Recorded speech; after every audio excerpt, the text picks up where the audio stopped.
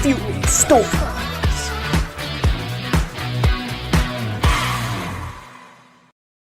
Hello, and thank you for joining the Coffee Fitness Unicorn podcast. I have a very special guest today.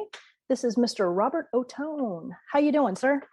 I'm doing well. How are you? Thank you for having me. I mean, you know I'm a fan, so like I don't need to. I'll gush a little bit. That's like, okay. I'm kind of a little bit nervous because well, you're a big deal to me, so I appreciate it. I love your show. Like it's, and when you kicked it off, I was like, yep, that's an instant sign up and follow. Like that was like a no-brainer. So like, I'm so stoked that that you're having me on. So that's really sweet of you. So thank you, podcast nerd. So no, thank you. I love it. Well, you have a podcast too. I listen to your podcast, Voices from Gilgo. Thank you. Yeah. That was fun. I mean, not fun subject matter because it's like, it's a true crime thing, but yeah, a little bit of goosebumps. Yeah, it's creepy. When I did the podcast, I just wanted something to sort of like test myself and maybe teach myself a little bit of audio editing at the same time. And I just had stomach surgery. I had weight loss surgery. So I had some downtime from work and I wanted something to keep my brain occupied. So I did a little podcast about the Long Island serial killer. But it is an evergreen topic. Like it's something that people are always interested in. Just because it's like an unsolved thing, right? Like, true crime is always exciting. And I am working on a follow-up. I just don't know when I'm going to have time to produce a follow-up. But it was fun. It was like a fun process to learn it and stuff. So that was cool. All the I think about that. Like all the podcasts I listen to are hosted by people that I would want to hang out with. Cool. And I feel that way about your show. I feel that way about the other shows I listen to. And like, I think that goes a really long way. Every time their show comes out, I'm like, this is a conversation with friends. Like, this is how I feel. So yeah, like, and I think that's like the best kind of promotion that you can do. And just being positive and like supportive of everybody, which you are already. So like, you kind of are already doing it. Like you say like, oh, I'm not good at it. But like, you are good at it because it's like, you're doing what, in my opinion, and maybe I'm wrong. Maybe I'm an idiot. I don't know. But like, you're doing the things that I think are important, and the numbers will come as it grows and stuff. I'm sure your numbers are good already, but like I'm still learning. And this kind of goes back to what you said, love what you do, right? Quoting your dad. Mm-hmm. And I really like that. And I really like that your dad had such a positive influence on you, and especially not having an accent. And because I am a sucker for the Italian New York accent. I do love that. I don't know if it was too much Sopranos or what, but it could be. When I hear it, I go like this because I hear it every day. So when I hear it, I'm like, but like for people who aren't from here to hear somebody be like, "Hey yo, get off of my lawn, huh? Come on, Stugats," like. That's like a big, that's a big thing. I love it. One of the things I met a guy from California and I spent a fair amount of time with him. He would say for sure all the time. And that rubbed off on me. So I always go, oh, for sure, because of him. Totally. Little thing, but it's like, it's kind of cool too, because like little things like that kind of cross paths and like kind of disseminate. I always think are kind of interesting because like I've studied language, and it's funny. It's interesting because I actually have a nerd question for you here. Oh, sweet! What is your favorite word or words to check in a dictionary?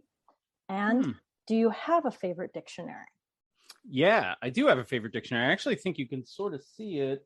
So my grandmother got me this when I was in elementary school, and this is the New World Dictionary. This is the deluxe color edition by Webster's. This is my favorite dictionary. Nice. And like I said, I've had this since in elementary school, and I didn't appreciate it when I was a little kid. Right. I was like, oh, dictionary, that's stupid. But as I got older, I used it all the time, and I will still use it. Do you have specific words that you like to look up in the dictionary? Do you have like some favorite words? I do. I think my favorite word of all time, this is again horror writer, but impale.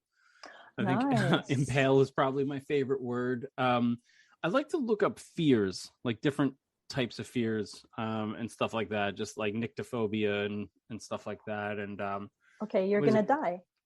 Yeah. Can you see what one of my favorite words is? Oh, triskaidekaphobia, of course. Is that fear of big words? Fear Right? of 13. It's Fear fear of of the 13. number That's it. 13. Yep. What's the fear of big words? What is that one? That's That one I don't. I would have to look that up. yeah, see, there you go. I would have to look that up, and I would gladly look that up. But there's Gladly. coulrophobia, fear of clowns, Yes. nyctophobia, fear of the dark, and impaled, but definitely impaled. Impaled's been my favorite word since like the 90s. Yeah. Very cool. And would it be because of Vlad the Impaler? A little bit. I think also because like when I learned what it meant when I was a kid, Halloween 6 was coming out. So it was like 1995. And I remember my dad going to see Halloween 6 before I got to see it. And he's like, well, Robert, someone gets impaled in Halloween 6. And I was like, oh, cool. And yeah, so I think, I'll throw this out. There's another word that I really love, defenestration. Which it's throwing somebody through a window, I think that's what it means. I'm pretty sure. Like that. You know what? I like that there's actually a term for that. Right? Let me look it up. Sure. Well, you look it up.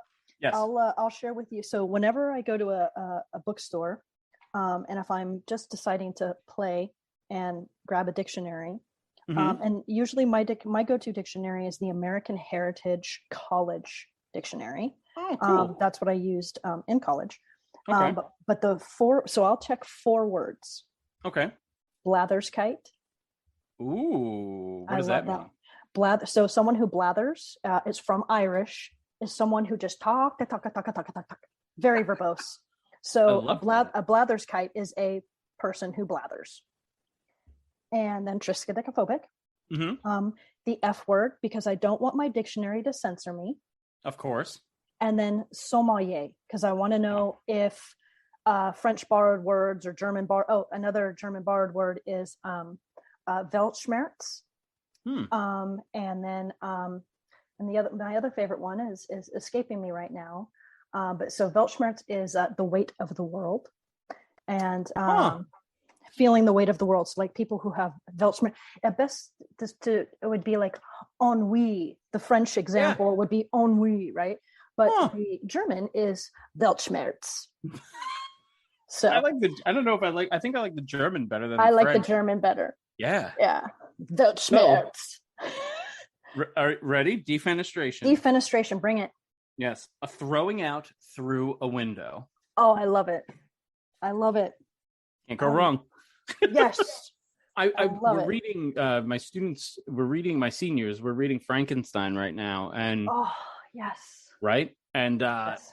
There's a lot of, these are kids who have not really seen a lot of words in different languages and stuff like that. So they see French, they're seeing Swiss, they're seeing German, they're seeing Italian, and they're like, why is it like this? And I was like, well, guys, like where this takes place, it's literally all of those countries are literally right there. So they're like, oh, all right, like it makes a little more sense now. But it's cool to see how they try to pronounce certain things. And like, I'm never like, oh, that's not how you say that. But like my seniors are actually really good about it. They kind of go, is this how you say this? Or like, did I get this right? And I'm like, well, yeah, you were right. So good, but like, they don't get them all and it's fine. Yeah, but even I don't get them all. Like I have to read them a couple times. I'm like, mont, blah, blah, blah. Like what the hell is that? But It's cool. Like they know that mont means mountain or like range, like mountain range kind of thing. Like they're at the point where they get that, so it's cool. Yeah, for sure. No, I love it. And I think that's really cool. Again, it's important to be exposed to classics. I mean, again, being that we're, can you see the painting behind me? She really likes literature. That's right. So that's what my degree is. So I'm going to nerd out. If it's a book, I'm going to talk about it. Hell yeah. Yeah. So yeah, I mean, that's what's bringing us together. And it's funny because what you were saying about like the podcast, sitting and chilling. So it took me a long time. The podcast came from my blog. And I just really, I wanted to blog in 2013, but I was terrified. I just didn't have the confidence in my voice, my typing, my writing voice. And so I thought, okay, one of these days I'm going to create a blog. One of these days I'm going to put myself out there. And it took me 3 years to do that, just to create a website, just to put a few things out there. Mm-hmm. And then I eventually got more and more comfortable, right? I mean, this is, how confidence is built, right? You share your words, you share your art, you share your craft. And then that's how the podcast came. Once I created the second blog, I had discovered my voice. I had found my voice. And that's literally why it says in my blog, we're story and coffee hangout, storytelling and coffee hangout. Yeah. So the fact that you said that, like, that means I'm doing something right. And it confirms that I'm doing something right. So absolutely. My little heart just went boop, boop. When you said that earlier, I meant to tap. I was like, I don't want to forget that. Well, I'm glad that you found, the confidence and the voice and everything, the confidence and voice to put yourself out there, because I remember you mentioning to me that you wanted to start the podcast and started blogging and stuff. Cause we've known each other, I guess, maybe like 2 years, maybe. I was say going on 2 years now. Yeah. Yeah. And, we had a lot of conversations about stuff like that, and it's not easy. It's not easy to I talk to other writers and stuff all the time, and remarkably talented people, but they just don't have the confidence to submit, or they don't have the, the whatever you want to say to put themselves out there. And it shocks me because these people are so staggeringly awesome. And I'm just like, what are you doing? Just submit, submit the damn, just do it. What is holding you back? I don't want to be the Shia LaBeouf meme. Just do it. But just do it. What's the worst that could happen? Somebody says no. Oh, I'm shaking. Right. Who cares? No, I love that you say that, because I feel like, my whole world had to fall apart before I became who I am today.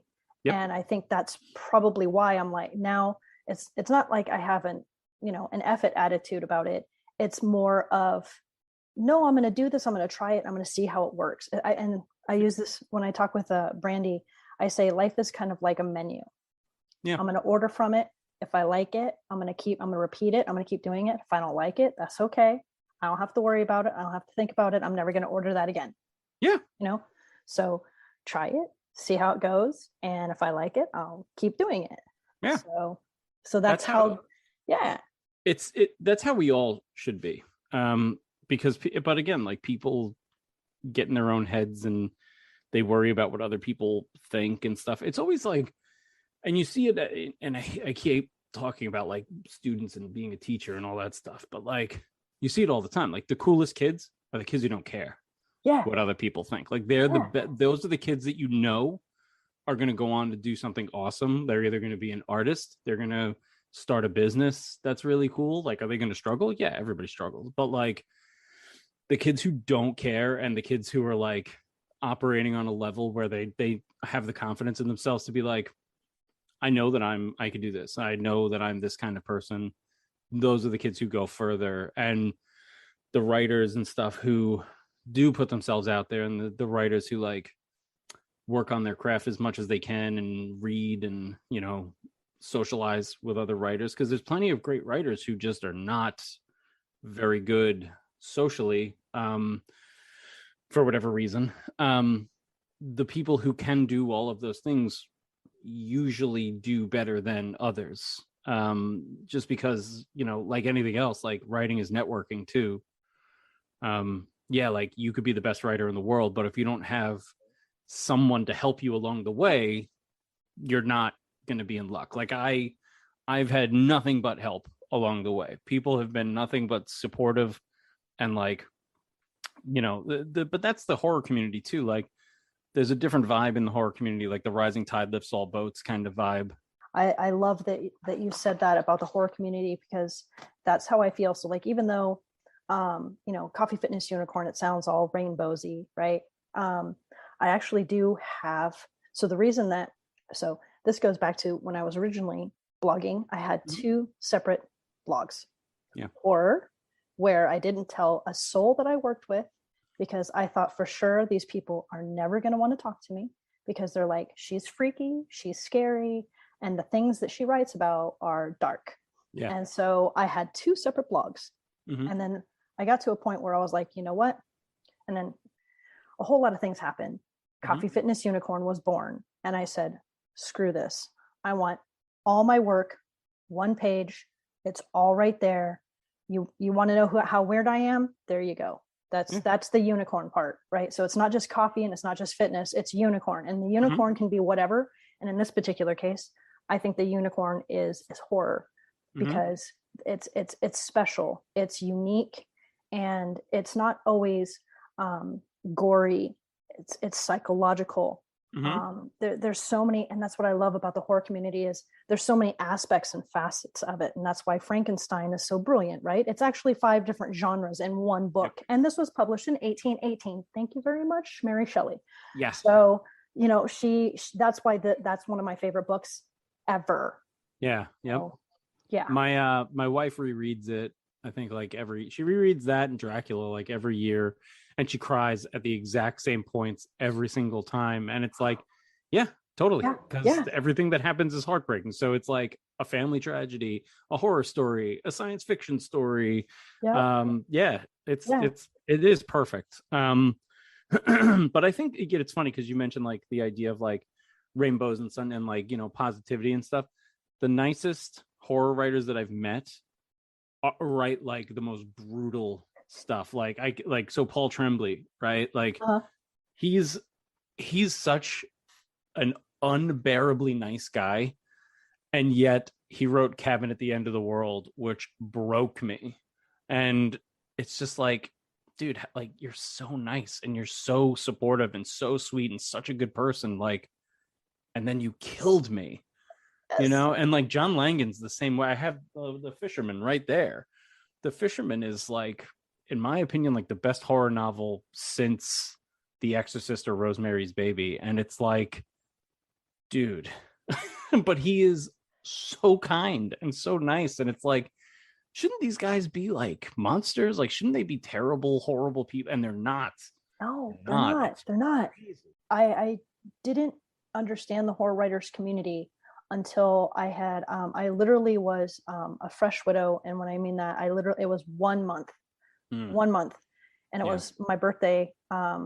So my best friend, and for 3 years, I'd been trying to go to the Horror Writers Association, the StokerCon. And StokerCon, I missed multiple StokerCons because I was busy, you know, taking care of things, which rightly so. I don't regret that. And then, so StokerCon was at the Queen Mary in Long Beach. That's and so cool. I got tickets. I told my best friend, I said, I need this. And she was like, whatever you want, I support it. And we went, and it was the best day of the saddest part of my life. It was awesome. Amazing. I saw my horror professor. He was my science fiction professor and horror professor. And he introduced me to Michael Arnzen, who we studied. Yeah. And I was blown away. Michael Arnzen was so sweet, so kind. He signed my textbooks. I brought my textbooks and he signed my textbooks. That's awesome. And I still, you know, I follow him on Twitter. I follow him on Instagram. Like, he's part of the horror writers community. I mean, I was so blown away by the outpouring of kindness on that day. And I was like, that's it. I found my tribe. These are my people. I'm so glad you mentioned the finding your tribe thing, because that's such a huge part of writing at all. And some communities I've heard are very difficult to get into and to maintain or whatever. But like, I found the horror community to be the exact opposite. Like, it was like I straddle membership in 2 HWA groups. I'm in the HWA New York, but I cheat on them with the HWA Pennsylvania. And I'll tell you, like, they're both awesome. And the people who run both groups are like amazing. So like, you have James Chambers and Carol Geisander in New York, who are like super cool, super fun. And then in Pennsylvania, you've got Ken Kane and Todd Kiesling, who's like, oh, cool. Todd Kiesling, who was just nominated for a Stoker last year. And he's like, again, the nicest dude. Like, it's crazy. But like, both of those groups were like, oh yeah, you want to join? Cool. Like I'm possibly moving to Pennsylvania. So that was my original like, oh, I'm going to join the PA group or whatever. And they were just like, yeah, come on, come and join us. And it's like the warmest group of people. And the New York crew, same thing. It's really nuts. Like these people write the darkest stuff. And yet like, yeah, cool, come and hang out. Let's get drinks. Let's go to dinner. I mean, now with COVID, but like, stuff like that. Yeah. It's really cool. I love that you say that. And so, and I'm, maybe it's the same for you, or it might not be, but for me, I find catharsis in the horror. So, and by that, I mean, I know I can't do like, child molesters, rapists, right? Like these are like really bad people, and I can't go and be a vigilante, Yeah.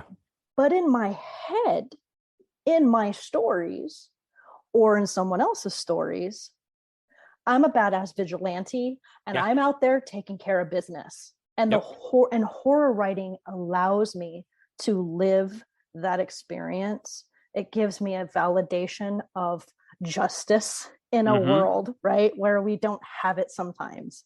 And so for me, I find it very cathartic. For sure. I remember in my first collection, I wrote a story called What Would Batman Do? Yes. And about the little kid who like sees a classmate disappear and decides to investigate it. And it turns out someone high powered has done something terrible to this little girl. And the kid takes it upon himself to get vengeance for her. And I was like, yeah, I wish we could have that in real life. Like that. This is how you know real life is awful, because we have billionaires and none of them are Batman. Right. And it's heartbreaking to think about that. So like in fiction, at the very least, whether it's horror or whatever, if you want to create somebody who can right these wrongs, or you want to be, you want to create an avatar of yourself in some way, and again, like I don't want to put words in his mouth or anything like that, but Curtis Lawson had an amazing collection last year, Devil's Night, and in it he has this amazing story, and I don't remember the name of it, but it's about this character who's like sort of a half demon, half person type character, and he's like this avenging angel type figure. And knowing Curtis, and like Curtis is a very good person, he's like a very moral person, I was thinking like, is this an extension of who he is, in the same way that little kid in my story is an extension of who I am? And when I hear things about kids, confidence is being betrayed by a trusted figure, whether it's a person in a church or in a school or whatever, it enrages me. And other than being what's called a mandated reporter in New York State, where you have to report, oh, this kid has a bruise on his neck, I have to tell somebody, and it goes up the ladder. If it turns out that this kid was being beaten, nothing would make me happier than to go to their house and beat their parent. Yes. But I can't do that. But in fiction we can. Yes. And like getting to exercise these demons, whether it's that or, my second collection, my first collection, pretty much everything is rooted in losing my dad. And therapy certainly helps, but being able to write and put that stuff out on paper and put it out and see people read it and hear their reactions, good or bad or in between, is cathartic. And I love that you again, this goes back to the catharsis. That was also part of blogging. So I found myself writing every morning. So, as a fresh widow, I would wake up in the morning. First thing I would do, make a cup of coffee or make a pot of coffee, fire up my computer, and I would just start writing letters. And I wrote I was writing to the ether. I was like, it was literally an outpouring of, I'm so sad, I'm so lost, I don't know what to do. And it was just this, and I would just get it out. And yes, it was partly therapeutic. It was partly journaling. It was all of the things that you were saying about your father, right? Yep. So, and that goes along with that morning pages idea, like that theory of like the morning pages and stuff too. God, I can't believe it. Yes, that's exactly what I used to do. Oh, morning nice. Pages. Yeah. Yes. Yeah. One of the things that this is something that kind of I want to get your opinion on it. I want to know if anybody else has brought this to your attention. So in Tell Me I'm Pretty, is that the correct title? I believe, yes. with the dogs. So every time he went walking with the dogs, right? He's pet sitting, you know this. But you had a lot of dog conversation in there. And I was like, what are you doing with the dogs? Please don't do something with the dogs. Don't effing do. So literally, were you trying to build tension with the dogs? Every time you mention them, I think, please don't do anything with the dogs. Was that intentional? Were you just messing with me, Robert? No, that was all intentional for sure. Okay. Because I'm so glad you it's funny, like you're the first person to mention that, like outside of just like talking to like friends of mine who read the book or whatever. Because like I hate nothing more than when a pet is killed in a movie for like no reason. Like, and so like I love The Dark Knight. Like that's the best superhero movie of all time. But Batman kills like 2 or 3 dogs in that movie. And that kills me because it's like, I don't love that. So, you know, and then like watching like John Carpenter's The Thing, when they kill the dog, they shoot the dog in the chest. And it's like, oh, like that kills me. But like, yeah, I wanted to ratchet up the tension to make you think like, oh, these dogs are not long for this world. every time, Robert, every time. And it's funny too, because I reread it because I was doing my homework. And so I read your stuff, quite some time ago. Mm-hmm. And I just remember, just falling in love with the characters that you had created and the world resting hollow that you had created. And that's kind of how we started talking, like, oh my God, this is so cool. Thank you so much for, writing these characters. And then when I reread it, I was like, don't you freaking dare.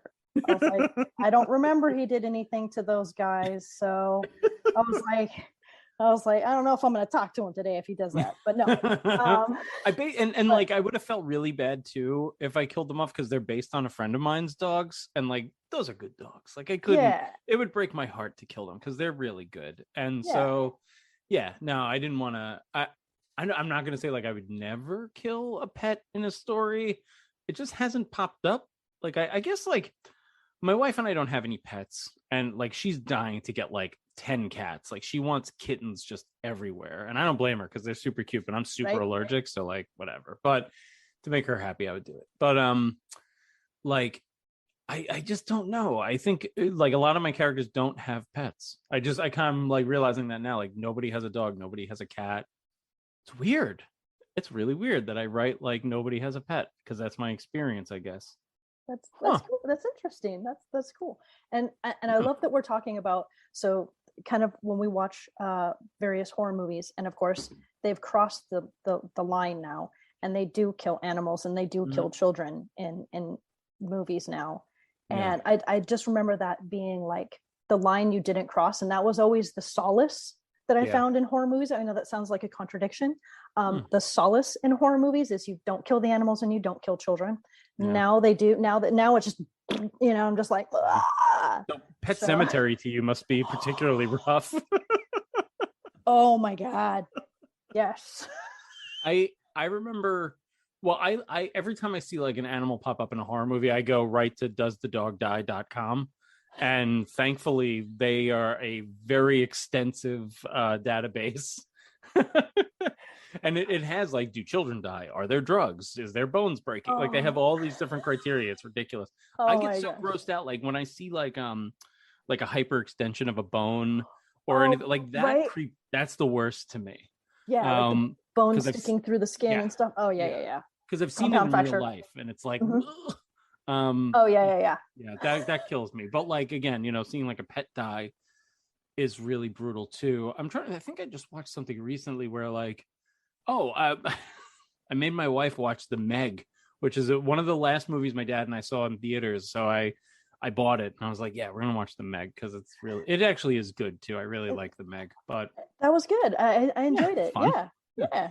My dad's favorite movie was Jaws. So like when The Meg came out, I was like, Dad, we have to go see this about an even bigger great white shark. So so we saw it, and I remember the part with the dog. There's like a little like cute little dog in it, which I'm not a big fan of like those little dogs. So if they die, no, I'm just kidding. But like I'm kind of right there with you. But it's okay. I love big dumb dogs. Like those are the best, Yes. So this little dog is in the water or whatever. And I remember thinking like, oh, that dog is not long for this world. It's a snack. Yeah, oh yeah, for sure.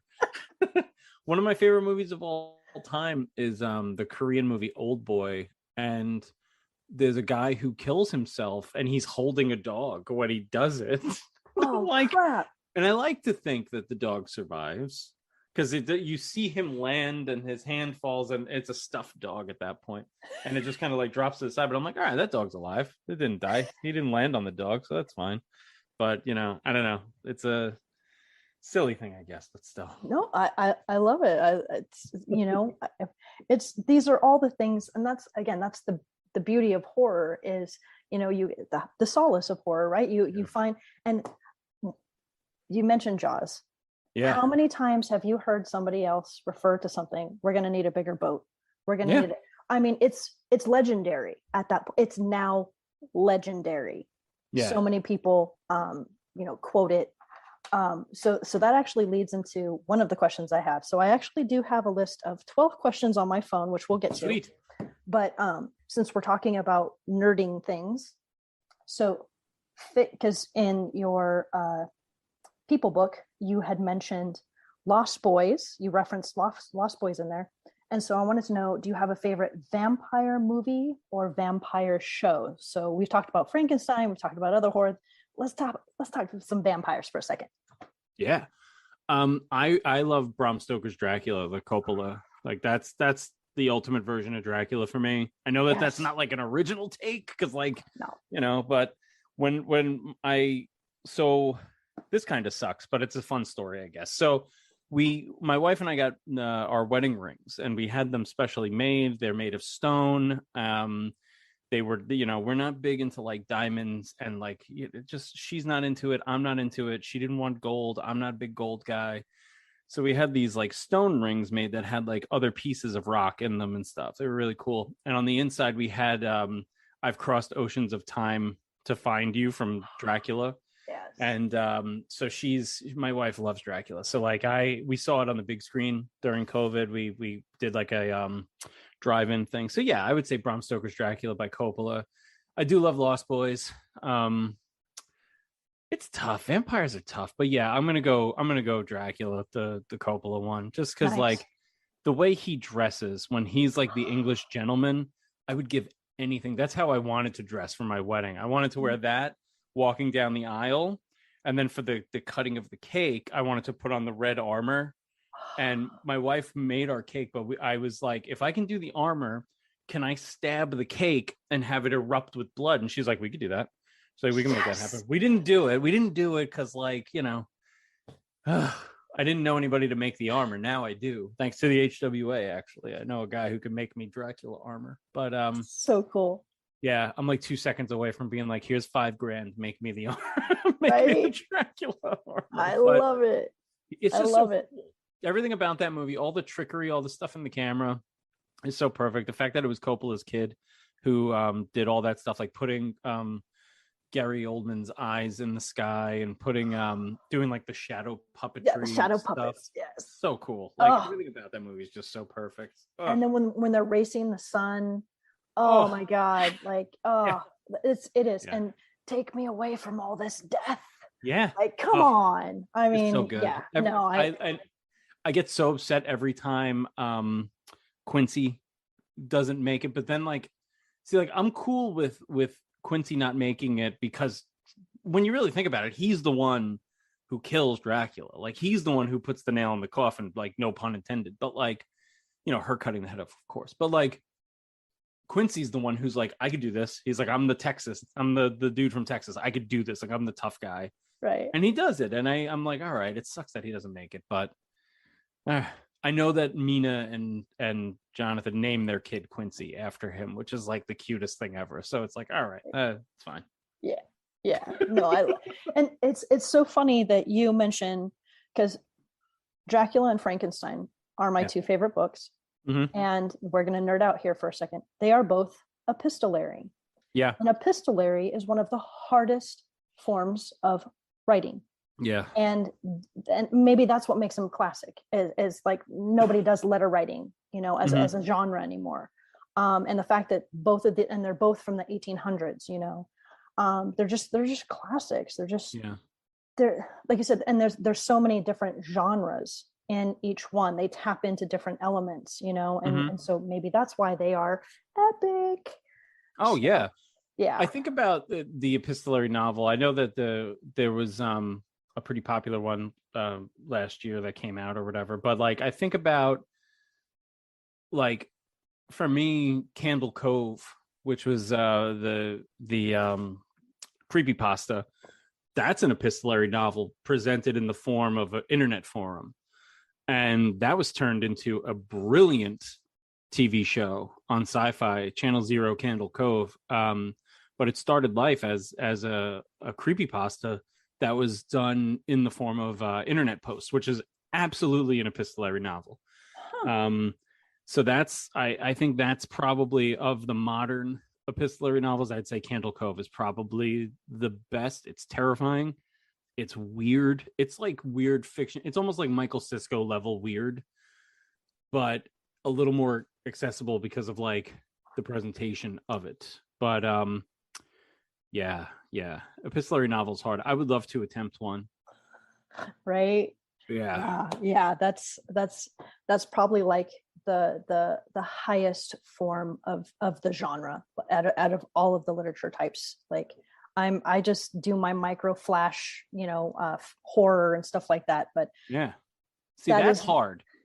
I think that's way harder than writing like a 6,000 word short story. I think flash and micro flash, that intimidates me, because I saw a great call the other day, and it's like, oh yeah, stories up to 1,000 words, and I'm like, 1,000? Like, I can't even get out of one sentence of less than 1,000. Like, what are you talking about?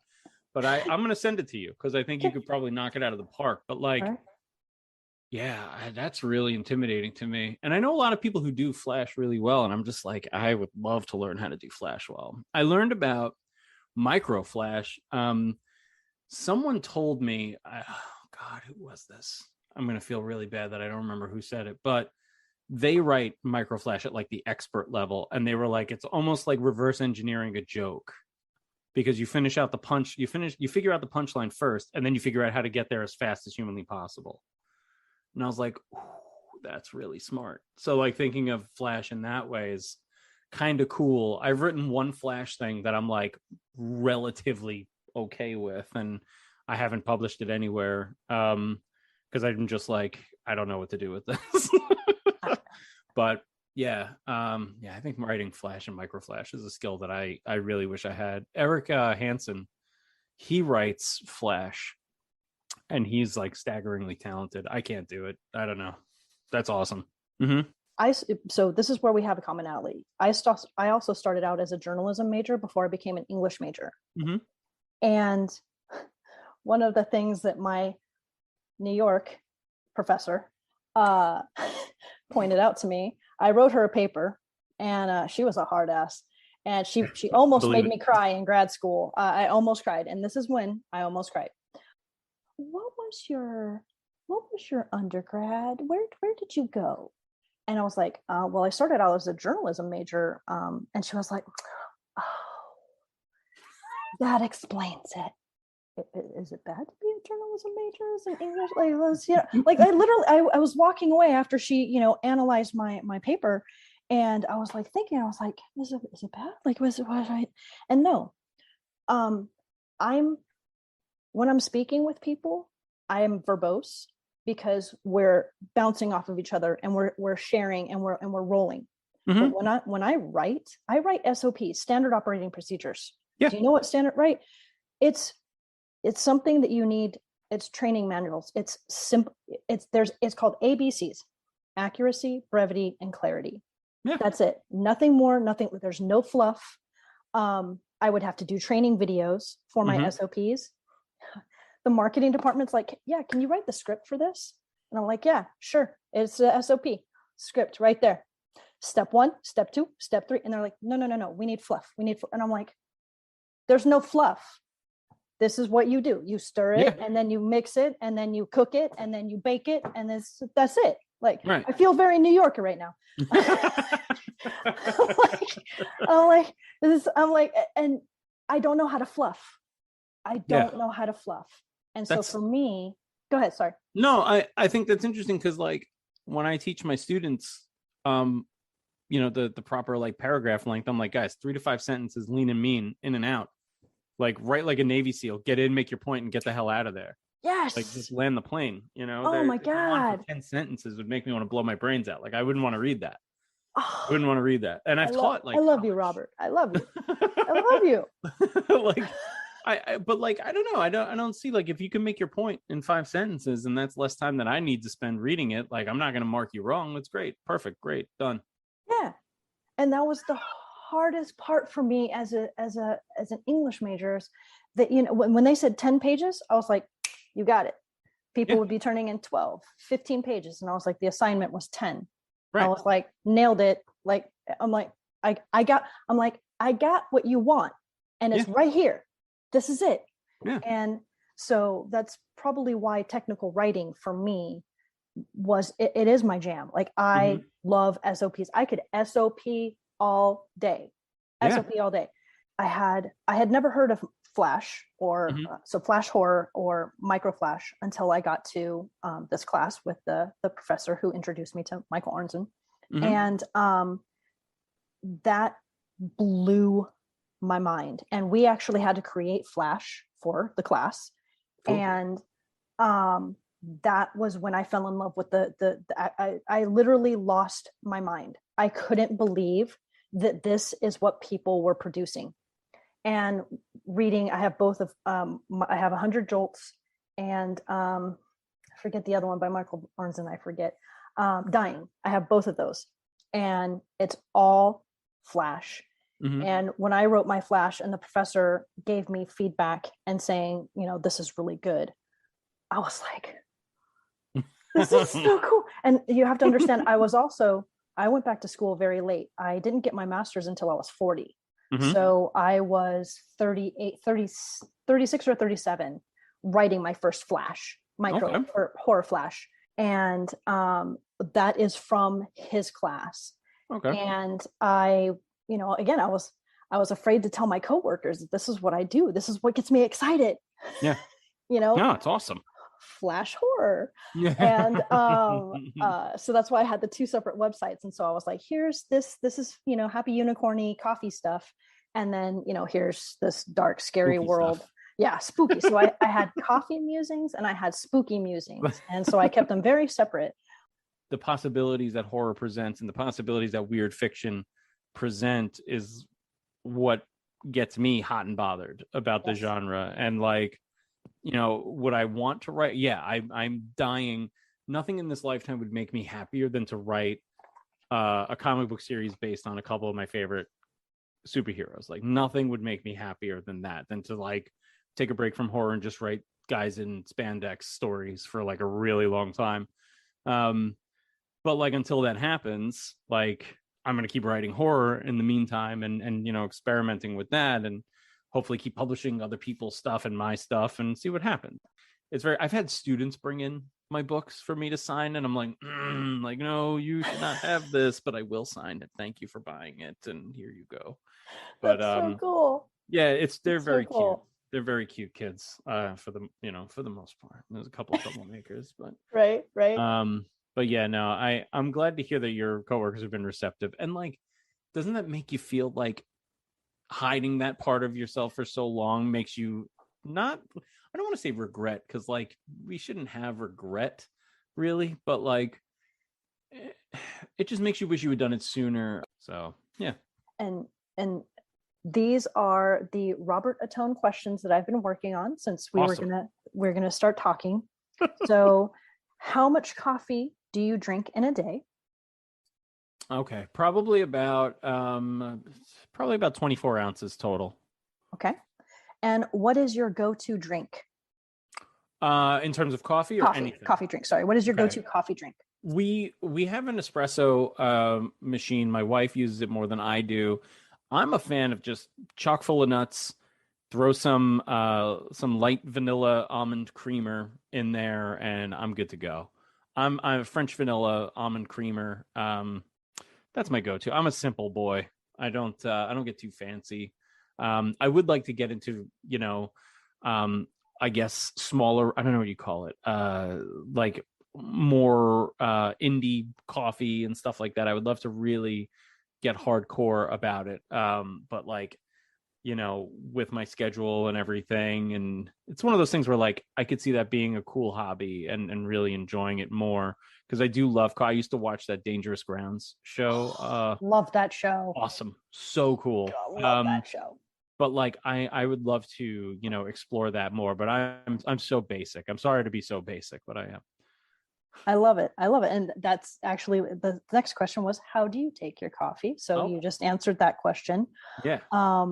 And then and iced coffee. I only drink iced coffee. Iced coffee. Okay. Yeah. And it's funny that you say that, because I was reading Tell Me I'm Pretty, and I noticed that he had an iced latte, the largest iced latte. And I actually wrote that down, and I was going to ask you, I was like, is that Robert having to drink it while he's writing? For sure. Nice. And now this is a silly question. I'm sorry. Is there a coffee flavored cigar? Oh yeah, for sure. Yeah, really? yeah. Acid. The line is Drew Estates. They have a few coffee flavored cigars, and if you're really lucky, and those are actually like almost like a coffee con leche, very sweet kind of cigar. However, there are other cigars made by other manufacturers like Monte Cristo or La Gloria Cubana. La Gloria Cubana is my favorite manufacturer of cigars. They actually have a line that has very subtle coffee and cocoa hints to their stogies. And I'm a huge fan of those. So like you'll find it sort of sneaks up on you. In a good cigar, the coffee flavor will be very muted and pretty much like almost like a mellow cream on your tongue throughout. And that's what Gloria Cubanas have, in my opinion. Monte Cristos too, but more so Gloria's. Nice. Because I've never had I've only had, so when I was in the Air Force, my Air Force guys, they taught me how to drink whiskey. Nice. Smoke a pipe and smoke a cigar. Love I love my boys. They taught me well. They would pair a whiskey and a cigar, and I would hang out with them on the patio. And awesome. I was all about hanging out with the boys. I loved it. Yeah, that's great. But at the time, there was no such thing as a coffee flavored cigar, or maybe there were. I just wasn't aware of it. But I'm glad to know that they exist. So I'll send you a link. I'll send you a link. Yeah. Thank you. And then, did you ever make it to CBGB? No, never. I know. What cigar would you pair with an old fashioned? An old fashioned, you want something that's going to be earthy because of the sweetness in the old fashioned. So you're probably going to want to go with you can go with a Alec Bradley New York Gotham Torpedo would be perfect with an old fashioned. That's actually my all-time favorite cigar. There's a lot of earthiness in there. It's almost a little barnyardy, meaning it has like almost like a hay. I know that sounds like it would be gross, but like the hay undercurrent balances well. So it's almost like it kicks you on the back of your tongue, whereas the old fashioned will be a little sweet. I knew this conversation was going to be awesome. And then, what is your favorite treat from Baked by Ashley? Ooh, that's my wife. I know. That's why I asked it. All right. So she has, she just started sort of making these, and they are incredible. I call them Moroccan cookies, but they're molasses cookies. They're these really fabulous. It's almost like a gingerbread consistency, but they're molasses cookies. They are so good. They're like, those are my favorite that she makes now. But she, for my birthday one year, she made me a 9-layer opera cake. And instead of writing, because like the traditional thing is to write opera on it, she wrote Ottone on it. So yeah, that was something else. But yeah, the molasses cookies are ridiculous. Nice. That's awesome. Okay, this is Spooky House Press. This was just to make sure that I didn't forget about it. Okay, so here, Doc Martens, monkey boots, or creepers? Ooh. What kind of guy are you? Are you a Doc Martin? Are you a creeper? Or are you a monkey boot guy? I'm gonna say Doc Martin. I think yeah, I'll go Doc Martin. Nice. Yeah. And then do you wear crazy socks or power socks? Ooh. I wear crazy socks. Crazy socks? I wear what are those things? Compression socks. I wear compression socks because I have flat feet. So I couldn't be in the military because I have flat feet. But it's not why, because it's also because I'm an idiot. But No. like I would be terrible. But like I have yeah, I wear compression socks. So like I have like Joker ones, I have Pennywise ones, I've got, American Psycho ones. I have all these crazy. My wife gets them for me for the most part, but yeah, definitely crazy socks. Nice. And then since I'm wearing the Ramones for you today, what is your favorite Ramones song? Ooh, yeah, my favorite Ramones song. It's got to be the KKK Took My Baby Away. I wrote an entire short story about basically inspired by that song, and it was in the Shadow of the Horns anthology that came out like not super long ago. But yeah, the KKK Took My Baby Away. I think that inspired one of my best short stories that I've written. So yeah, definitely that. Very cool. Very cool. That's awesome. And then so again, we're gonna get to Spooky House. Spooky House Press, how it started and about the name. So Okay, Spooky House Press. I wanted something that not only could I publish my own stuff, but I wanted to eventually grow it into something where I was publishing other people. So I was like, okay, I want to create a small press, just something that I can run. I don't need office space or anything or any overhead or whatever. And my nephew, my mom and I, when I was like 5 years old or 4 years old, we built a like a dollhouse, but it was an evil dollhouse. It was a spooky dollhouse. And I put all my action figures and like spooky, not like superheroes, but like spooky figures. So I had like the creature from the Black Lagoon, the old like Remco figures. If you look those up, they're very expensive now, but I have them, but they're very much so played with. So I had all those figures and all this stuff. And over the years, I would get more and I'd put them in there. And we still have it, actually. My mom still has it. And my nephew, when he was like 3 or 4 or something, he was very little, and we had it out. And he was playing with it, and he was like playing with the figures, and I didn't care. Like, it's my nephew, what's he gonna do, and he just looks up at me. He's playing with it. He looks up at me and he goes, "Spooky house?" And I was like, "Oh, what did you just say, my sweet boy?" And so when it came time to create the publishing company, I wanted to call it Spooky House Press after him. And there's actually a picture of him in his little jack-o'-lantern pajamas playing with the spooky house on our website. I got my sister's permission to put him on there. So my publishing company is based on a name that he came up with and a little silly, cute thing that he did. And I thank him for that. But I have a novel coming out where the lead character is named after my niece. So I have love for both of them in different ways coming out. So like, it's nice. It's nice to when I think of Spooky House, I always think of his little voice going "Spooky House," like it's almost like he's asking if it's a spooky house, and I'm like, yes, so it is a spooky cute. house. He's that the best. So cute. I love that. I love that story, and I love that little picture. Thank you. I wanted you to tell that story. I was like, you got to tell the story. Like, my cheeks hurt. Like, it's such a good. It's a feel good story. I love it. I love it. I love that little guy. He breaks my heart thinking about him. I love him so much. Aww. And her too, my niece too. I don't want anybody to think I only like boys over girls or anything. We would never think that. We know you love them both. I do. I do. That's awesome.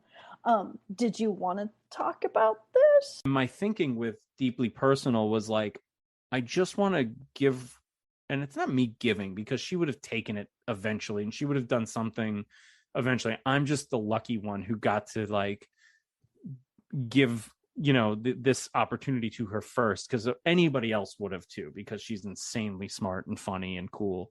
But like, I'm just very lucky. So like I said to her, I was like, we should do a book of this, of what you're doing on social media, and we can use some of the social media posts if you want, but you created all original stuff and found all different ads. Oh my And God. it's so like, my thinking was, even if this doesn't sell a single copy, I really don't give a shit because this cracks me up.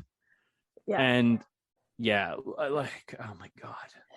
Yeah, Yeah. the Like, Michelle one is, and the thing that I love too is the way, and I've told her this and I've mentioned this, but like the way Alexis handles some of the more sincere and sweet ones, she handles them with a lot of care, and it's really lovely to kind of see. Like, you could, like the one you just showed, the Michelle one, it's actually kind of sweet, that one. And the one about the soldier in the 40s being in mm-hmm, love with another guy, and of course at mm-hmm. that time Oh couldn't yeah. really, yeah, so like he's still carrying a torch though, Mm-hmm. 70 years later. Yep. um so stuff like that, so a lot of these personal ads are very sweet, they're creepy, they're all funny in some capacity. So like, even her ability to find humor in like a funny, or find humor in a sweet one. The Michelle one's a good example. The drunk woman at the behind the wheel, asleep or whatever, or like the running away from the alligator or whatever. It's just all like, she's staggeringly brilliant and funny, and I wanted people to see that. And her Instagram is one outlet where they could see that, and the book is another outlet. And I'm very, very pleased with the reaction to it, and I think she is as well. Yeah, this is, I can't wait to do a little, blurb about that and speak with her about that as well. But yeah, so thank you very much for this special little treat, because Oh, thank you. it was definitely entertaining. And then to see, someone, my name in there, I'm like, hey, what, Yeah. who dat? I know, right? Like, I almost wanted to be like really dumb and be like, can you put me in one of them? Like, and be like silly or whatever, because she's in one of them. She's actually in my favorite one. I'm not gonna say, Okay. or at least I think it's her. I think it's supposed to be her. It looks a lot like her. All right. But like, so when I saw that, I was like, this is my favorite one, but also this character looks a lot like her. I would be like, put me in this. Make me like a guy in a diaper or something weird. Like, Right. but yeah, maybe in the next one, if we do another one, which I would really like to do another one. Oh, that would I'll be get her really to put me cool. in it. That would be really cool. I love it. Love it. Yeah, It's me freaking too. She's awesome. amazing. I'm so happy with how everything's turned out with that. Deeply related to it. So it's deeply personal for you as well. So I love it. Yeah. I love it. This is probably this project has been very rewarding, because Alexis's enthusiasm and excitement was like palpable during the whole process. Like, she's cool, too cool for school, but at the same time, like, this was, this was a lot of fun working on it with her. And again, I just got to sit back and watch the magic unfold. But yeah, it's a lot of fun to see it all come to fruition. Awesome. Thank you. I'm so glad to be a part of that little process right there, and get a copy of that. So I feel like I'm in the special Robert Club right now. So thank you. Hell yeah. You've done a lot of podcasts, and so I think it's really cool. I feel like I've got a seasoned pro hanging out with me. So this is really cool. So I love it. Well, I just, thank you for having me, and I'm a fan. So like, I love getting to do this. This was great. And thank you so much for, championing our books and being supportive of Spooky House and supportive of the genre in general. And it's just really great. It's nice and positive. In terms of like, what I have coming up, I have I guess a debut YA novel coming out this year from Raventail Publishing, and that book is called The Triangle. It's the first in a trilogy. It's a young adult horror dystopian cosmic kind of thing, so that's kind of all over the place, but it's bizarre. And yeah, Spooky House Press, deeply personal. Check that out, pick it up wherever fine and super shady books are sold. And I have a story that's going to be in an HW. It's not an HWA anthology. It's an anthology with a bunch of HWA New York people. It's called Even in the Grave. And the Kickstarter is going live February 1st for that. I have a story in there that I don't remember the name of. Oh, it's called After Trevor Vanished. So you can look that up on Kickstarter, called Even in the Grave, edited by James Chambers and Carol Geisander of the HWA New York. So some fun stuff this year. Very cool. Very cool. I love hearing about your projects, and that the young adult one sounds really cool too. So. Oh, thank you. Yeah, I'm excited about that. Nice. And then are there any particular links that you want me to put in the podcast? Like, do you want me to add the podcast Voices from Gilgo, like in all, so like all the things he's doing? Sure. Yeah. All right. And I'll send you if you don't mind, I'll send you the link to that Kickstarter for that thing that I just mentioned or whatever. And yeah. Send me all the things you want. I'll send you the links for my spooky musings. Yeah, please. And then one of the things that just came up was, and because you're a radio guy, I'm going to have you help me out with this. And so I'm sure you're familiar. Every time somebody would be a guest on a particular radio station, they would do the sign off, right? And so that would be like kind of like the promo for when that person was in. Yeah. And so Brandy helped me come up with my tagline. Oh, cute. So I would love if you did a sign off for us. Mm-hmm. And the sign off is go forth and be magical. Go forth and be magical. Thank you so much again. No, thank you. This was awesome. You have a lovely night. You too. And, thank you again. Say hello to Ashley. And, I will. Oh, thank you, sir. Have a good night. Latest. All right. Peace.